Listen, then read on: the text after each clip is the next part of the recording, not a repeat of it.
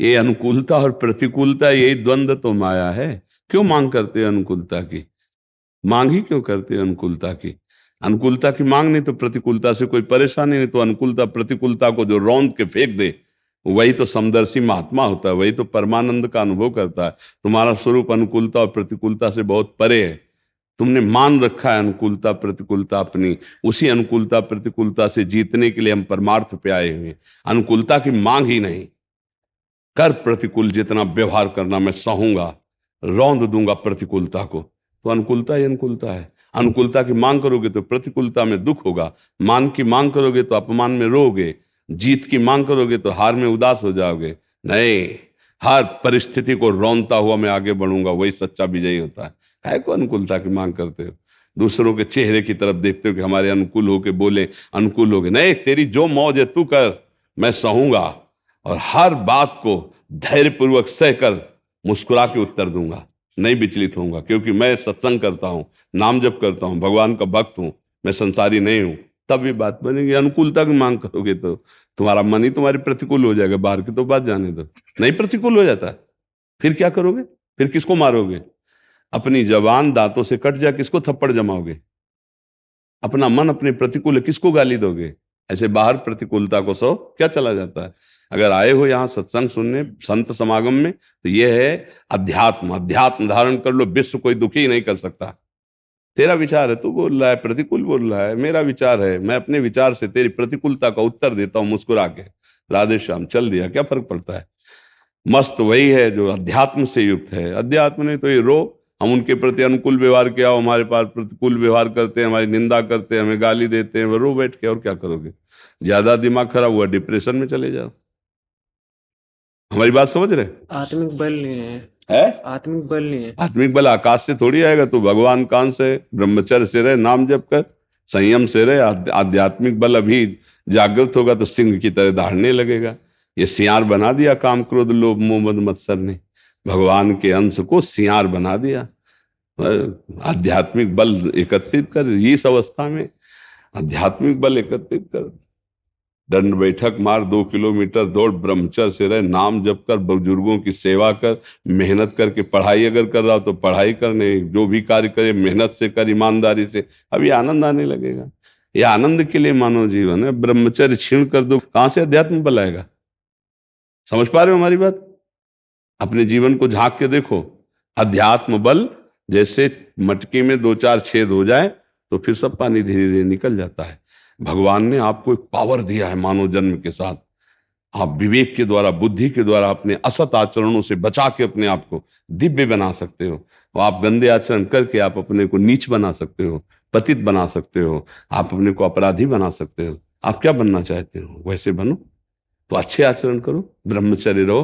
तुम्हारा ब्रह्मचर्य ठीक रहेगा तो तुम्हारी बुद्धि ठीक रहेगी, उत्साह ठीक रहेगा, नाम जप रहेगा तो आपके अंदर आध्यात्मिक बल आ जाएगा। 2 बात अगर संभाल लो तो सब ठीक हो जाए। आपका ब्रह्मचर्य ठीक, आपका नाम जप ठीक, तो सब ठीक हो जाएगा। आप लगो इस पर, ठीक है? नाम जप करो और ब्रह्मचर्य पर ध्यान रखो। बहुत कीमती जीवन है। ब्रह्मचर्य वो वस्तु है कि एक बार अगर उसका आनंद आ गया तो जीवन भर के लिए आनंद में डूब जाओगे। गृहस्थी में रहते हुए भी ब्रह्मचारी रह जाता है। संतान उत्पत्ति आदि के लिए वो गृहस्थ धर्म का प्रयोग करके शेष समय ब्रह्मचर्य नाम जप अपने धर्म से चले, वो महात्मा ही है। क्या गृहस्थी में ऐसा थोड़ी कि बेविचारी होता है? गृहस्थी में भी ब्रह्मचारी है, महात्मा है। एक पत्नी व्रत धारण करके धर्म से चलने वाला महात्मा ही माना जाता है। समझ रहे हो? तो अच्छे बच्चे बनो, अच्छे बच्चे बनो। निरुत्साहित नहीं होना, किसी के चेहरे के इसको देख करके हमको प्रसन्न नहीं होना कि तू प्रसन्न तो मैं प्रसन्न, तू अगर हमारा अपमान कर रहा है तो मैं दुखी। ये तो संसारी पुरुष का लक्षण है। वो तेरा विचार है, तू अपमान कर या गाली दे, मैं अपने विचारों के द्वारा सदैव प्रसन्न रहता हूं। देखो, हम कई बार बताया, शरीर रोगी हो जाए लेकिन बुद्धि ना रोगी होने पावे, विचार ना रोगी होने पावे, तो कोई फर्क नहीं पड़ता। अपने विचारों को स्वस्थ रखो, कोई परेशानी नहीं। शरीर अस्वस्थ है तो क्या हुआ? प्रारब्ध भोग है। हमारे विचार स्वस्थ है। अध्यात्म आपको आंतरिक बल प्रदान करता है। अध्यात्म आपको लड़ने की सामर्थ्य देता है। अध्यात्म जीने की उत्तम कला सिखाता है। पर अध्यात्म को धारण करना थोड़ा कठिन है। जैसे पानी छोड़ो, नीचे बहना उसका स्वभाव है, लेकिन ऊपर चढ़ाना कठिन है। ऐसे मन पापों की तरफ गंदी बातों की तरफ जाना उसे अच्छा लगता है, लेकिन अध्यात्म की तरफ ऊपर चढ़ाना कठिन। और जो अध्यात्म में आ गया वो आनंद में स्थित हो गया। ठीक है बच्चा, नाम जप करो, ब्रह्मचर्य से रहो, व्यायाम करो, खान पान अच्छा रखो, माताओं बहनों की तरफ गंदी दृष्टि मत करो, अभी आनंद आने लगेगा। जब आप सकारात्मक भाव में, भगवत भाव में चले, तो नकारात्मक के लिए दरवाजा क्यों खुला रखा? देखो, कमजोरी रखोगे तो ठीक नहीं है। आप समझो, एक गेम है, गेम, खुली बात समझो, एक गेम है ये संसार। आप खेलने की इच्छा की तो आपके सामने एक गेम पेश कर दिया गया। आप अभी खेल की इच्छा खत्म कर दो, आप जीवन मुक्त हो जाओगे। इच्छा का त्याग ही जीवन मुक्तता है। कोई इच्छा ना, सद ना सद। अब इच्छा तो है, इच्छा का त्याग नहीं कह सकते कि हमने इच्छा का त्याग कर दिया। नहीं तो न सकारात्मक न नकारात्मक कोई सोच उस पर प्रभाव नहीं डाल सकती जो इच्छा का त्यागी है। इच्छा में ही तो प्रतिकूलता और अनुकूलता है। अनुकूलता पसंद तो प्रतिकूलता बुरी लगती है। जब इच्छा ही नहीं अनुकूलता की, तो प्रतिकूलता क्या बिगाड़ सकती है? इच्छा ही गेम, ये गेम जो संसार गेम है, ये इच्छा से है। इच्छा से, चाह से, कामना से। जाहि न चाही कबहु कुछ तुम सन सहज सने। चाह खत्म होते ही प्रेम प्रकट हो जाता है। चाह खत्म होते ही ब्रह्मभूत हो जाता है। ब्रह्मभूता प्रसन्नात्मा न सोचति न कांक्षति। निगेटिव चाह को आप क्यों आश्रय दिए, क्यों प्रवेश होने दिए? उसकी सोच है वो निगेटिव कर रहा है, मेरी सोच है पॉजिटिव। मैं सोच रहा हूं भगवान मेरे हृदय में जो जलन पैदा करे ना, उसकी नकारात्मक चेष्टा से, प्रियजनों के द्वारा किया हुआ अपमान, नकारात्मक चेष्टा, अवहेलना, ये ज्यादा दुख पहुंचाती है। तो प्रियजन तो मेरे प्रभु हैं और वो कभी प्रतिकूल हो नहीं सकते। और इन प्रियजनों से अब हमारा कोई राग नहीं रहा। इनको भगवत स्वरूप मान करके मैं, अगर ये प्रतिकूल व्यवहार भी करते हैं तो मेरे ऊपर अब कोई प्रभाव नहीं पड़ने वाला। इस सिद्धांत को अपना कर देखो, भला नकारात्मक सोच आपका क्या बिगाड़ती है। तो ये हमने कई बार कहा है कि जो ही आप परमार्थ पर कदम रखेंगे तो माया अपना दो प्रभाव दिखाएगी। या तो इतना प्रलोभन फेंक देगी कि आप अरज जाओ, और या इतनी प्रतिकूलता फेंक देगी कि आप डर के हट जाओ। पहला आ गया ना, प्रतिकूलता आ गई ना, तो वो साथी हटा और त्रिभुवनपति मेरा साथी बनने जा रहा है, तो आप उसकी तरफ देख करके क्यों कमजोर बन गए? आपको ये नहीं पता चल रहा कि मैं त्रिभुवनपति का दोस्त बनने जा रहा हूं। ये दोस्त क्या है? अगर मुझे कुछ दिन भीख भी मांगनी पड़े और त्रिभुवनपति मेरा दोस्त हो जाए तो मैं घाटे में नहीं रहूंगा। क्योंकि जिस दिन मेरा दोस्त हाथ मिलाएगा, उसी दिन जैसे सुदामा की सुदामापुरी द्वारिकापुरी की तरह बन गई, ऐसे मेरा सब कुछ ठीक हो जाएगा। हम लोग वर्तमान में माया के द्वारा की हुई दोस्ती को ज्यादा जोरदार मानते हैं और प्रभु की दोस्ती पर ध्यान ही नहीं देते, इसीलिए हम दुखी हो जाते हैं। उन्हें सच्ची मानो। आज हम सत्संग में क्या बोले थे? अगर जो आज का सत्संग सुने हो, जिस समय जो आवश्यकता हुई मेरे स्वामी ने कदम कदम पर वही बात की। तो क्या मेरा ही केवल स्वामी है? क्या आपका स्वामी नहीं हो? क्या आपके साथ वो ऐसी मित्रता नहीं कर सकता? पर भरोसा मुझे संसारी पुरुषों का नहीं था। खास बात ये थी कि मुझे अपने स्वामी का भरोसा, तो मैंने निश्चय कर लिया था मुझे मरना है। इसके आगे तो कोई कष्ट होता नहीं ना, मरना है। तो स्वामी ने ऐसे ले लिया, ऐसे गोद में ले लिया, ऐसे गोद में ले लिया। तो इसलिए हम आपसे प्रार्थना करते हैं, आपका मित्र यदि आपको छोड़ रहा है, प्रतिकूलता आ रही, तो कोई बहुत बड़ा मित्र हाथ मिलाने के लिए तैयार है। जोई जोई प्यारो करे सोई मोहि भाए। इस मार्ग में, जब भगवत मार्ग में ऊंचाई पर चढ़ाना होता है, तो आप सच्ची मानना जो तुम्हारे साथ हो रहा है ना, उससे लाख गुना बढ़कर सबके साथ होता है। क्योंकि चढ़ता ही ऊंचाई पर। अहंकारी जीव बिना आस लिए जगत की वो जीता नहीं है। इसलिए भगवान जिस पर कृपा करते हैं ऐसे घेरे में डाल देते हैं, एक ही रास्ता रह जाता है, हरि शरणम। डरना मत, झुकना मत, टूटना मत। हालत थी कांधे पे झोली, हाथ में श्री जी, रहने का ठिकाना नहीं, खाने का ठिकाना नहीं। श्री जी के लिए रुमाल नहीं थी। इसलिए तुम्हें हिम्मत बनाने के लिए बात कह रहा हूं। डरना मत, टूटना मत। था नहीं, है, वो है, त्रिकाल में है, वो मेरा दोस्त है, वो मेरा प्रीतम है। सब ठुकरा दो, मैं उसको नहीं छोड़ूंगा। एक दिन ऐसा आएगा कि आप हमारी इस बात को खुद बोलेंगे अपने अनुभव में। जैसे हम आपको बोल रहे हैं ना, ऐसे आप अपने दोस्तों को बैठाल के अनुभव बोलेंगे कि एक दिन था ऐसा कि मेरे साथ ऐसा हुआ, और आज दिन ऐसा है कि मैं ये हूं। ऐसा वो करता है। मेरी तरफ एक कदम चल, मैं 1000 कदम तेरी तरफ चलूंगा। तो मेरे लिए एक आंसू बहा, मैं ऐसा प्रेम प्रकट करूंगा कि जगत तेरे लिए आंसू बहाएगा। सब जगह लोग आशीर्वाद मांगने जाते हैं, हमारे यहाँ हमको आशीर्वाद देने आते हैं, बाबा मेरी आयु तेरे को लग जाए। सुनते हो? हजारों माता बहन नौजवान, महाराज जी मेरी आयु आपको लग जाए। ये क्या है? मेरे प्यारे का प्रिय। अब ये बात कौन कहता है? अत्यंत प्यार करने वाला कहता है, नहीं कहता। हजारों रूपों में मेरा प्रभु प्यार कर रहा है। क्यों? अब प्रभु के सिवा मेरा कोई नहीं, तो वो मुझे प्यार कर रहे हैं। डरना मत, टूटना मत, झुकना मत, दूसरे से हाथ मत पसार देना। वो देख रहा है, तुम्हें हर समय देख रहा है। यही तुम्हारी कसौटी हो। आगे बढ़ गए, निहाल हो जाओगे। शब्द हमारा याद कर लो, निहाल हो। संतों से इसीलिए मिला जाता है कि उनके अनुभव हमको पता चल जाए कि ये कैसे आगे बढ़े। ये हम इसलिए आपको बता रहे हैं, केवल भरोसा उनका रख लो, सब मंगल हो। और ये तो हुई बाहरी बात। वो आंतरिक बात ये है कि भगवत प्राप्ति हो जाती है। यहां तो रोज का रोज श्वासें कम हो रही ना, चाहे दुख में हो चाहे सुख में हो, इसे झेल लो, सह लो, वो चीज मिलेगी जो त्रिभुवन में किसी और साधना से नहीं मिलती। जिस साधन में आप लग गए हो ना, बहुत बड़ा साधन है ये। सब में भगवत भाव, बस सहना सीख जाओ। सहने में थोड़ी कमजोरी पड़ रही, इसलिए प्रश्नवाचक चिन्ह खड़ा हो गया। अगर सह गए प्यारे तो ये बहुत बड़ी चीज मिल जाएगी। आप खुद हमारी बात को याद करोगे कि ऐसा वो कह रहे थे कि बहुत बड़ी चीज कुछ नहीं है, वो खुद प्रकाशित हो जाते हैं।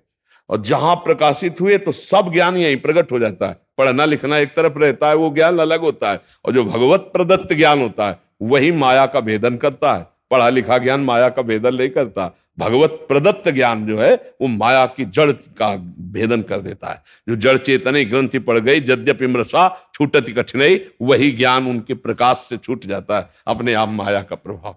बहुत अच्छे चल रहे हो, हम देख रहे हैं। आप आनंदित होकर चलिए, बस सहना सीख जाओ। तास्तितिक्षस्व भारत आगमा पाइनो अनित्यास। ये नाशवान प्रवृत्तियां हैं, अनुकूलता प्रतिकूलता, इनको सह जा तो बस आगे निकल जाओगे। बस एकांत में अपने इष्ट से रो, कोई दूसरा जान न पावे आप। अगर आप कभी रोते हुए पकड़े जाए, कोई भी पकड़ ले, तो भले शारीरिक व्यथा बता दीजिए, भक्ति भाव मत बताइए, और फिर सब काम बन जाए। और रुलाने के लिए वो कर रहे हैं, अहंकार गलित करने के लिए वो कर रहे हैं। जिस पर विशेष कृपा होती उसे घेर देते। कोई साथी नहीं मिलता, कोई रास्ता नहीं मिलता, तब एक रास्ता रह जाता है, हरिशरणम। जब द्रौपदी जी को घेर दिया, कोई भी सहयोगी नहीं, दांत से भी अब छूटने वाला था, सच्ची शरणागति। उसी समय चमत्कार। गजेंद्र जब घेर दिया गया, कोई सहयोगी नहीं, सब छोड़ के भाग गए। और अब की बार ग्राह ले ही जाता, पुकारा हरि, काम बन गया। ऐसे ही अपने निज जनों को घेर देते हैं हरि। ये माया का सब प्रपंच हटा देते, पुकारता है आर्त भाव से, हे प्रियाजू, हे लालजू, हे प्रभु अब आपके से। बन निहाल हो जाता है, वही निहाल हो जाता है। नरसिंह मेहता, मीरा जी, बड़े बड़े महाभागवत इस बात के साक्षी। डरना नहीं, टूटना नहीं, परिस्थिति कैसी भी आवे मार्ग छोड़ना नहीं, निकल जाओगे। अगर घबरा गए तो सब अनुकूलता आने लगेगी, ये भी ध्यान रखना। घबरा गए तो प्रभु टूटने नहीं देंगे, सब अनुकूलता देना शुरू कर देंगे, पर हम राजी हो जाएंगे संसार में। और वो विशेष कृपा पात्र को प्रभु संसार में राजी नहीं होने देते। तो श्वासें तो जा ही रही हैं, अनुकूलता प्रतिकूलता को सहते हुए, तैरते हुए आगे निकलो।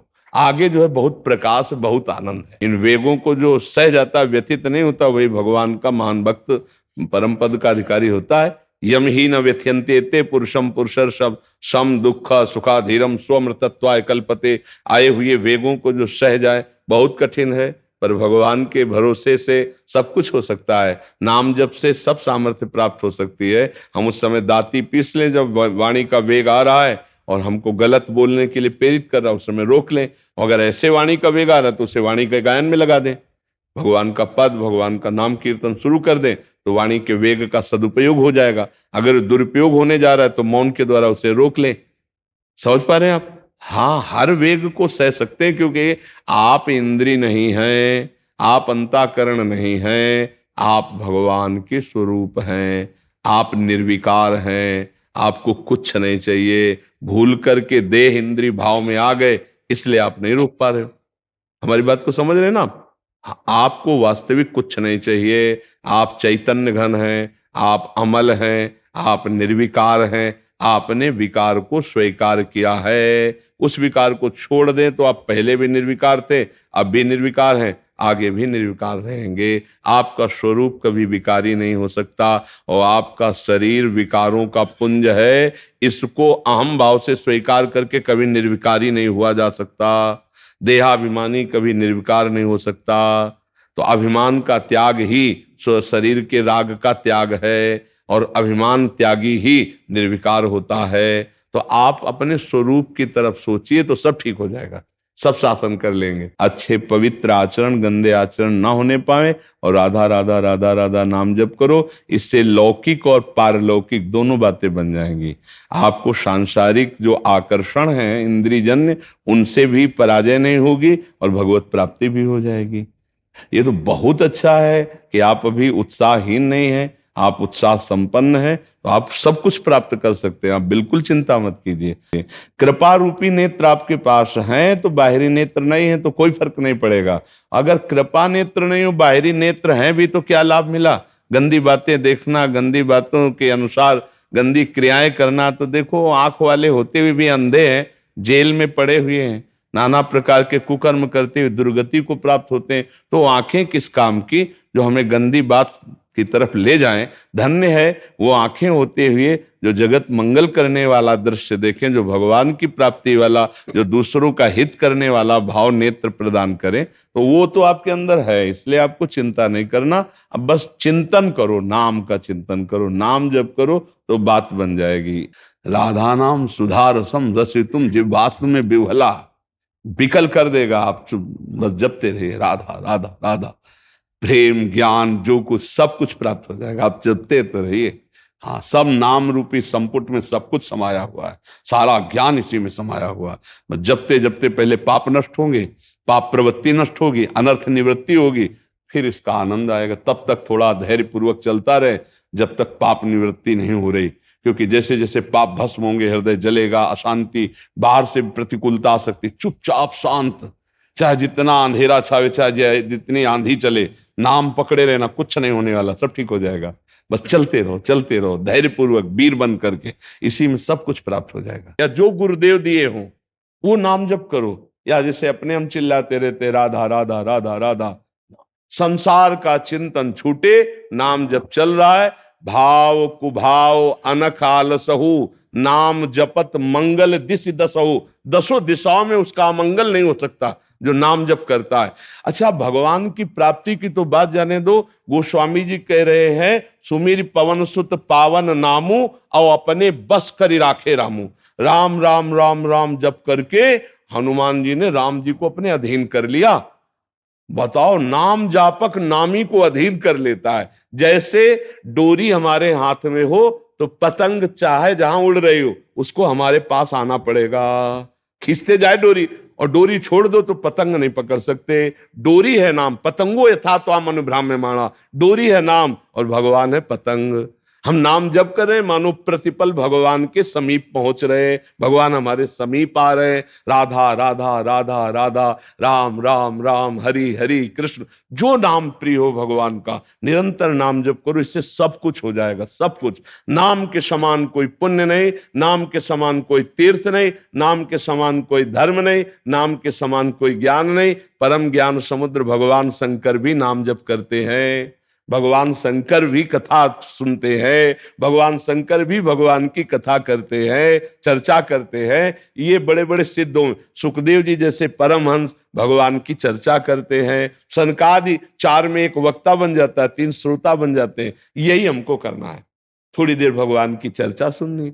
आपको चर्चा सुनने के लिए प्रगट में संत नहीं मिलते तो मोबाइल है, मोबाइल से सत्संग सुनिए। आप थोड़ी देर नाम कीर्तन कीजिए, थोड़ी देर नाम जप कीजिए, थोड़ी देर समाज सेवा, घर सेवा, परिवार सेवा। राधा राधा कहते हुए रोटी बना रहे, राधा राधा करते हुए पोछा लगा रहे, राधा राधा करते हुए हल जोत रहे, क्या फर्क पड़ता है? माला से थोड़ी भगवान मिलते हैं, भगवान तो स्मरण से मिलते हैं। माला हो या ना हो, हमारी स्मृति चल रही, प्रभु से जुड़ी हुई, बात बन गई। हम आपको सच्ची कहते हैं, यहां ऐसे आशीर्वाद नहीं दिया जाता, लेकिन यहां बिना आशीर्वाद के जाओगे नहीं, ये भी बात समझ लेना। ये यहाँ की एक महिमा तुम्हें हम आंतरिक बता रहे हैं, हमारी महारानी जी की, लाडली जी की। तेरे दरबार की आली निराली शान ये देखी, सखावत खुद तेरी गलियों में चक्कर काटते देखा, फैलाया हाथ जिसने तेरे दरबार में आकर, तुझे देते नहीं देखा मगर झोली भरी देखी। हमारी श्री जी की करुणा ऐसी बरसती, ये नहीं कि यहाँ कुछ जंतुर कोई प्रसाद कुछ भी नहीं मिलता। यहाँ प्रगट में कुछ आपको क्या मिला? प्रगट में कुछ नहीं मिला, लेकिन आप जाइए और आपको वो चीज मिलेगी जो कहीं नहीं मिलेगी। केवल श्री जी के चरणों की कृपा से आपका परिवर्तन होगा, आपको एक आध्यात्मिक उन्नति मिलेगी, आपको एक आनंद मिलेगा, एक दिव्यता मिलेगी। वो श्री जी की कृपा से मिल रही, सबका परिवर्तन होगा। अगर सुनोगे ध्यान से, चलोगे, तो आपको शब्दों से ही शक्ति मिल जाएगी, शब्दों से ही आशीर्वाद मिल जाएगा। क्योंकि केवल उद्देश्य एक ही है कि जब तक इसमें श्वास रहे तब तक परिवर्तन हो, सबका मंगल हो, सब स्वस्थ रहे। अगर अभी उद्देश्य बदल जाए, अभी एक भी शब्द का प्रभाव नहीं पड़ेगा। ये भी बात जान लो, ये जो प्रभाव पड़ता है ना, इसका उद्देश्य, केवल उद्देश्य से प्रभाव पड़ रहा है। जीवन का जो तप है, जो भजन है, जो साधन है, जो गुरु कृपा है, उसका उद्देश्य बन गया हमारे देश का, हमारे विश्व का मंगल हो, सब जन का परिवर्तन हो। तो वही शब्द जाता है और परिवर्तन कर देता है। और आपको धन्यवाद कि आप उस शब्द को सुनकर उसका आचरण में उतारे। आप गंदे आचरणों को त्यागा, हमारा सहयोग दिया, तो हमारी बात सत्य हुई, हमारा उपदेश देना धन्य हुआ, तो हमारा जीवन धन्य हुआ और आपका भी जीवन धन्य हुआ।